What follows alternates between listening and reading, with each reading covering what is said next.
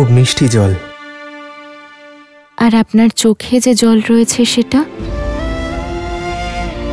আপনি সমগ্র সংসারের কাছে লুকোতে পারেন, কিন্তু আমার থেকে লুকোতে পারবেন না আর্য। পিতার কথা মনে পড়ছে না? পক্ষীরাজ জটায়ুকে আলিঙ্গন করে আপনার পিতার বিয়োগের কথা মনে পড়ে গেল না? কখনো কখনো মনে হয় যে তুমি আমার মন, সীতা।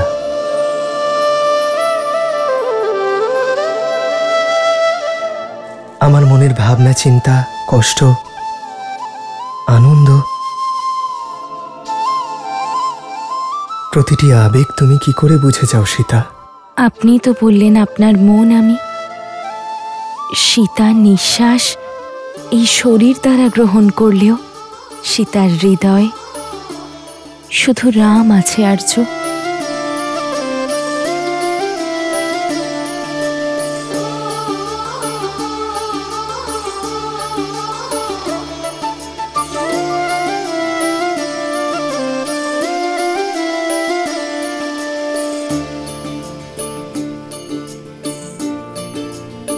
সেই জন্যই তো নির্জন বনে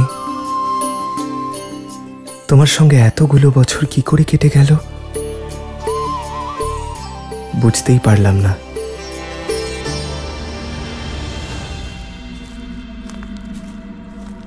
তুমি কোথায় পুত্র?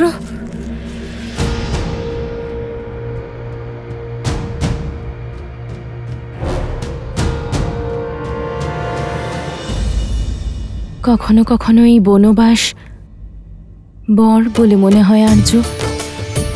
অযোধ্যায় থাকলে আপনি তো রাজকার্যেই ব্যস্ত থাকতেন, তখন কি সময় পেতেন আপনার সীতারকে সজ্জিত করে দিতে?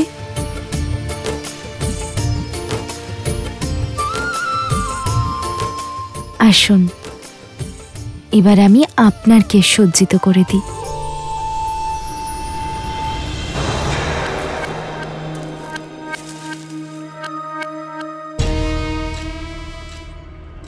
সামলিয়েছ তো সীতা, আমার সংকল্প সামলেছ। এই ধর্মযাত্রার রথ তুমি। আসুন।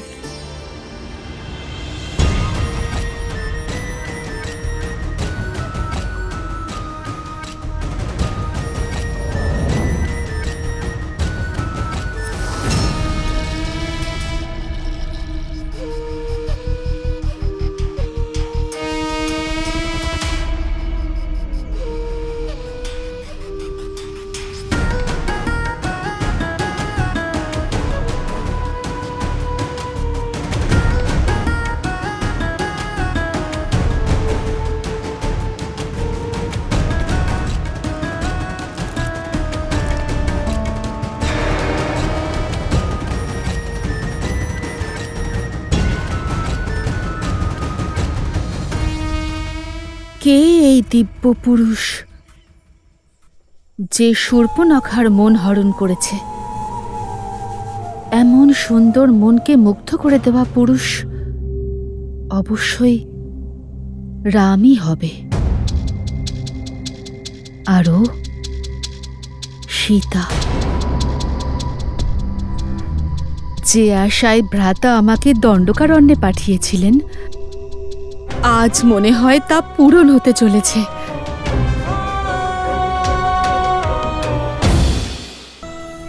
আমি খুঁজব সীতাকে।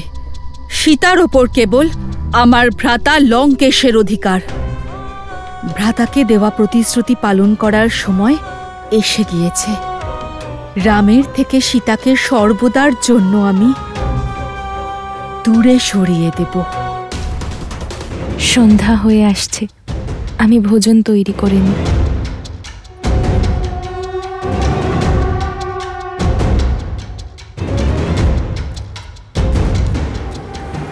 অবশেষে আমার যোগ্য স্বামীর খোঁজ শেষ হল। একই তীরে 2 লক্ষ্য ভেদ করব আমি। ভ্রাতা রাবণ সীতাকে পাবে, আর আমি আমি এই মনোমুগ্ধকারী রামকে।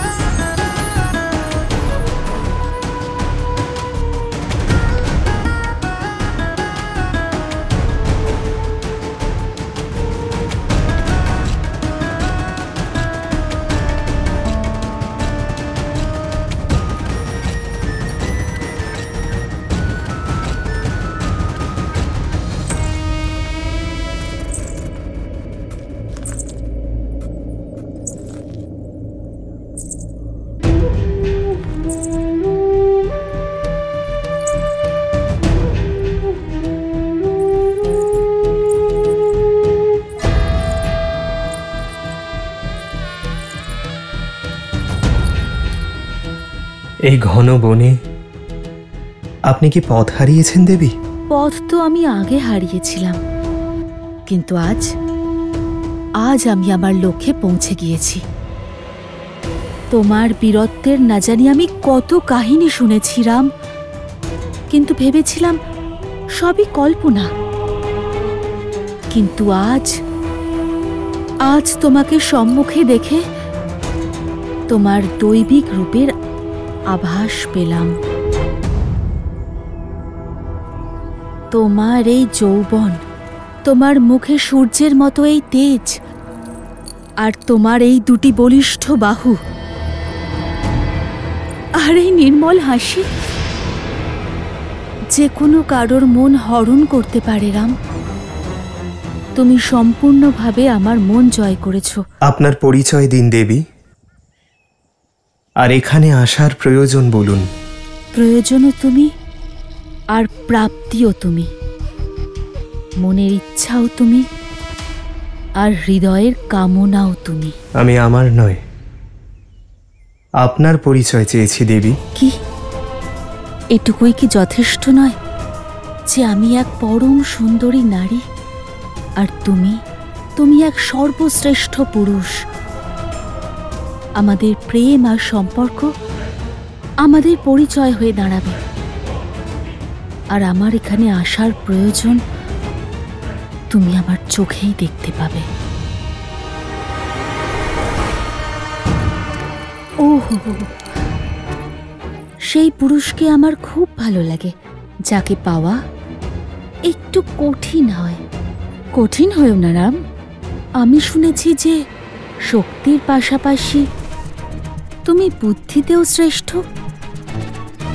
তাহলে এতক্ষণে নিশ্চয়ই বুঝেছ যে আমি তোমাকে দেখে কতটা মুগ্ধ হয়েছি। তোমাকে পেতে চাই, তোমার হয়ে থাকতে চাই।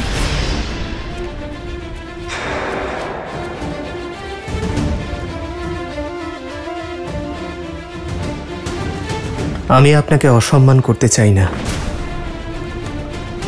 কিন্তু ক্ষমা করবেন, আমি আপনার প্রস্তাব গ্রহণ করতে পারবো না। এরকম বলো না রাম। বহু বছরের অপেক্ষার পর কাউকে নিজের যোগ্য বলে মনে হয়েছে। কি ত্রুটি আছে আমার? কেন আমাকে নিজের যোগ্য মনে করছো না? আপনার মধ্যে কোনো ত্রুটি নেই দেবী, কিন্তু আমি বিবাহিত। আর্য, আপনি কার সঙ্গে কথা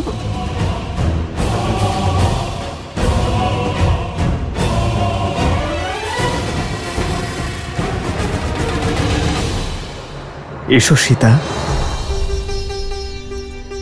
ওনার সঙ্গে আলাপ করিয়ে দিই। উনি হলেন আমার স্ত্রী, জনক নন্দিনী সীতা। তোমার স্ত্রীকে নিয়ে আমার কোনো সমস্যা নেই রাম, কারণ রাজা আর রাজকুমারদের ধর্ম তাদের বহু নারীকে বিবাহ করার অনুমতি দেয়। আমি কোনো রাজা নই দেবী, একজন সাধারণ বনবাসী। আমাকে বিবাহ করার পরে আর তুমি সাধারণ থাকবে না রাম, কারণ আমি 10 লোকের অধীশ্বর, লঙ্কাপতি দশানন রাবণের প্রিয় ভগিনী শূর্পণখা।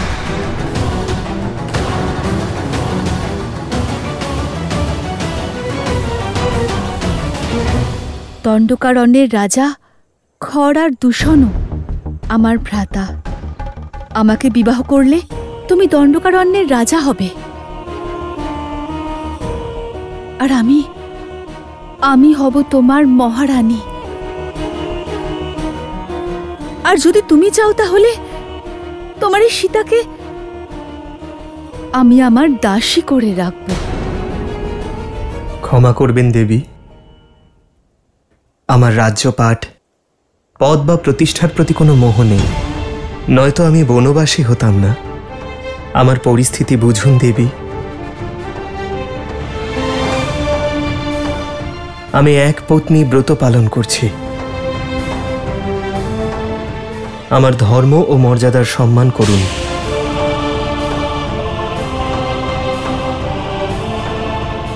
পূর্ণ যৌবনা এক নারীর প্রেম প্রস্তাব প্রত্যাখ্যান করাও তো অধর্ম, তাই না রাম? তুমি করবে সেই পাপ? পার্থক্য আছে দেবী। জীবনের 4টি সাধনায় ধর্ম কামনার পূর্বে আসে। যদি কোনো কর্ম ধর্মসঙ্গত না হয়, ধর্মের পরিধিতে না থাকে, তাহলে সে কর্ম অধর্ম আর পাপের কারণ হয়। আপনার প্রস্তাবে কামনা আছে দেবী, আর আমার প্রত্যাখ্যানে ধর্ম। আমি এখানে নীতি আর শাস্ত্রের জ্ঞান শুনতে আসিনি। আমি তো তোমাকে বিবাহ করতে এসেছিলাম। দাদা, জল নিয়ে এসেছি।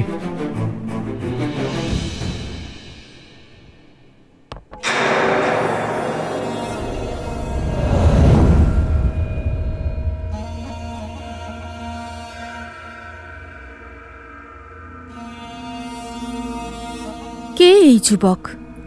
ও আমার অনুজ লক্ষণ। একেও তো দেখতে চমৎকার, আর এর সঙ্গে তো কোনো স্ত্রীও নেই। একে বিবাহের প্রস্তাব দিতে পারি তো? আপনি একজন স্বাধীন নারী দেবী, আর লক্ষণ একজন স্বাধীন পুরুষ। প্রস্তাব দেওয়া আপনার ইচ্ছে, তা গ্রহণ করা বা না করা লক্ষণের ইচ্ছে।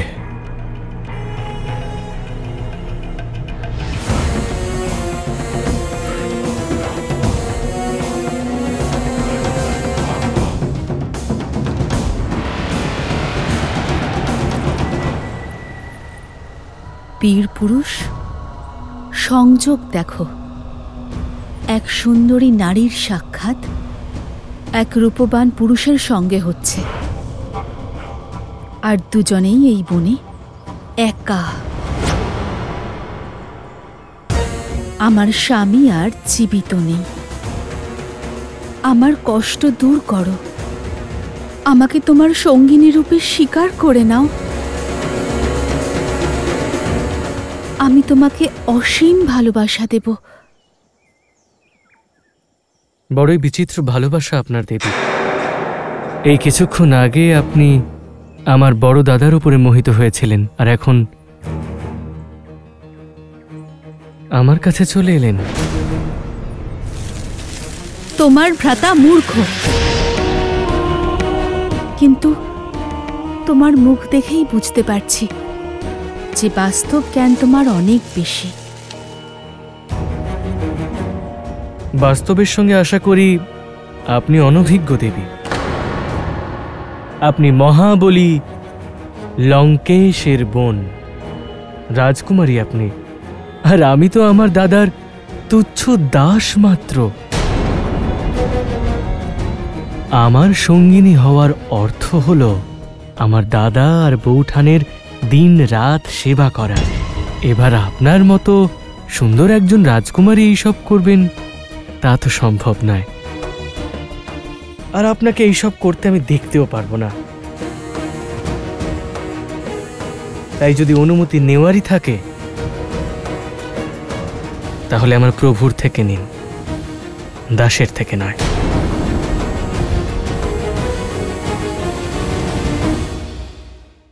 স্ত্রীর প্রতি ভালোবাসা আর এক পত্নী ব্রতে আবদ্ধ তুমি, তাই না? আজ আমি সেটাই শেষ করে দেব।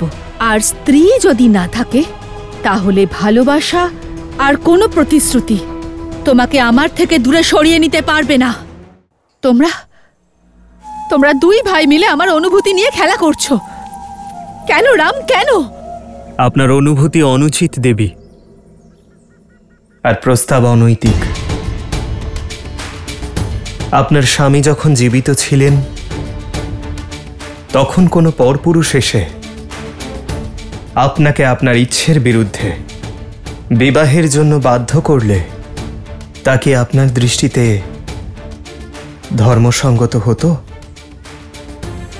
একই কথা আমার ক্ষেত্রেও প্রযোজ্য। আর সম্পর্ক ভালোবাসা ও সমর্পণে তৈরি হয়। কামনা এবং ছিনিয়ে নেবার প্রয়াসে নয়। আপনার পক্ষে উচিত হবে এমন কোনো ব্যক্তিকে খুঁজে বের করা যিনি আপনাকে ভালোবাসবেন, তিনি আপনাকে সন্তুষ্ট করতে পারবেন। আমি আমার সীতাকে নিয়ে অত্যন্ত প্রসন্ন। আমি আমার সীতাকে ছাড়া আর কাউকে ভালোবাসতেই পারবো না দেবী। এই সীতার জন্য তুমি আমাকে প্রত্যাখ্যান করছো? কি আছে ওর মধ্যে? একজন সাধারণ নারী যে কাল বৃদ্ধা হয়ে যাবে, তার রূপ আর যৌবন সব কিছু হারিয়ে ফেলবে।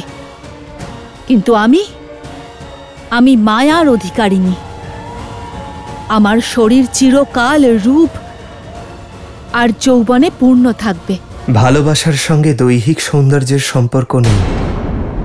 ভালোবাসা আত্মিক বন্ধন, যা আমার আর সীতার মধ্যে আছে। এবার বুঝেছি, এই সকল সমস্যার মূলে সীতাই রয়েছে। তো ওর জন্যই তুমি আমার প্রস্তাব প্রত্যাখ্যান করছো। আমার রূপ, আমার যৌবন সবকিছুই ব্যর্থ করে দিচ্ছ তুমি।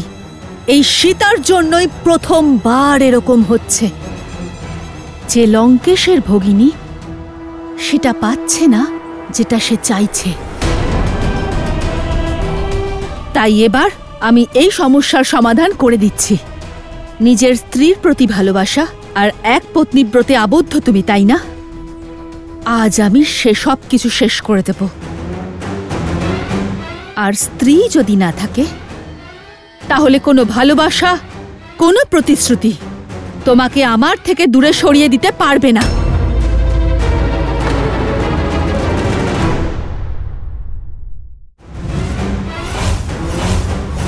দুষ্ট রাক্ষসী, যে রূপ আর সৌন্দর্যের অহংকারে পরিপূর্ণ হয়ে এত বড় পাপ করার দুঃসাহস করেছিলে, তাই এখন তোমার আজীবনের অভিশাপ হয়ে থাকবে।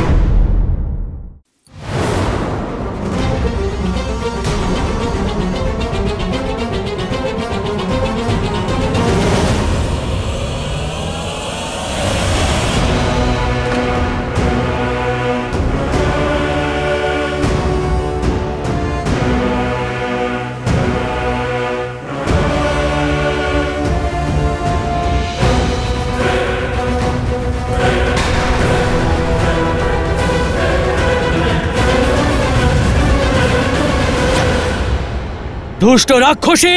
সীতা! না ভ্রাতালক্ষণ, স্ত্রী হত্যার পাপ করো না।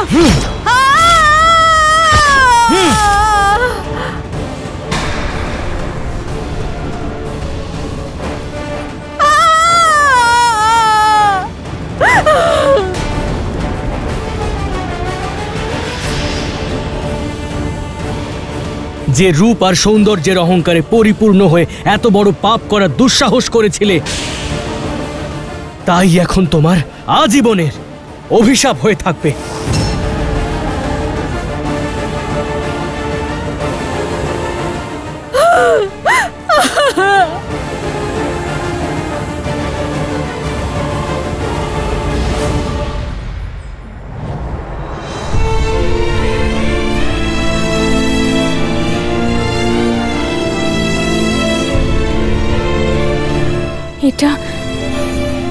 এটা ঠিক হলো না আর্য। এক নারীর সম্মানের উপর প্রহার করা হয়েছে, এর মূল্য কিন্তু আমাদের দিতেই হবে। তারকাবধের পূর্বে গুরু বিশ্বামিত্র বলেছিলেন, স্ত্রী হোক বা পুরুষ, যে ধর্মের সীমা লঙ্ঘন করবে, অপরের কষ্টের কারণ হবে, তার অবশ্যই শাস্তি পাওয়া উচিত। সীতা, লক্ষণ যা করেছে তোমার প্রাণ রক্ষার্থে করেছে। শূর্পণখা তার কর্মের ফল পেয়েছে। যখন মনুষ্য নিজের রূপ এবং শক্তির কারণে অনুচিত কার্য করে, অধর্ম করে বা অন্যদের অধর্ম করতে প্রেরণা দেয়, সে শাস্তি অবশ্যই পায় সীতা। যে রূপ এবং ক্ষমতার অহংকারে শূর্পণখা এই পাপ করেছে, তা কেড়ে নেওয়াই তার কর্মের ফল সীতা। কিন্তু ওর উপর যে প্রহার হলো, সেটা কি আমাদের কর্ম ছিল? আমাদের কর্ম থেকে আমরা বিমুখ হতেই পারবো না সীতা, তার ফল তো অবশ্যই পাব, কিন্তু তার সম্মুখীন আমরা একসঙ্গে হব।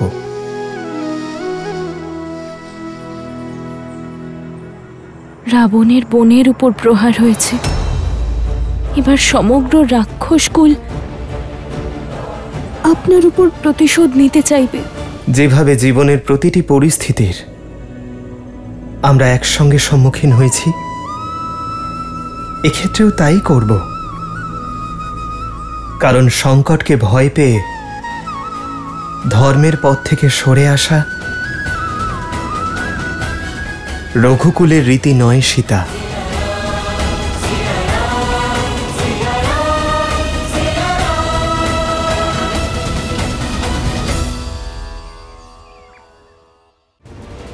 রাক্ষসরা আমাদের ওপর প্রতিশোধ নিতে অবশ্যই আসবে। আমাদের অতি শীঘ্র একটি গুহা নির্মাণ করতে হবে। পঞ্চবটিতে ওদের সঙ্গে যখন যুদ্ধ করব, সীতা যেন সুরক্ষিত থাকে।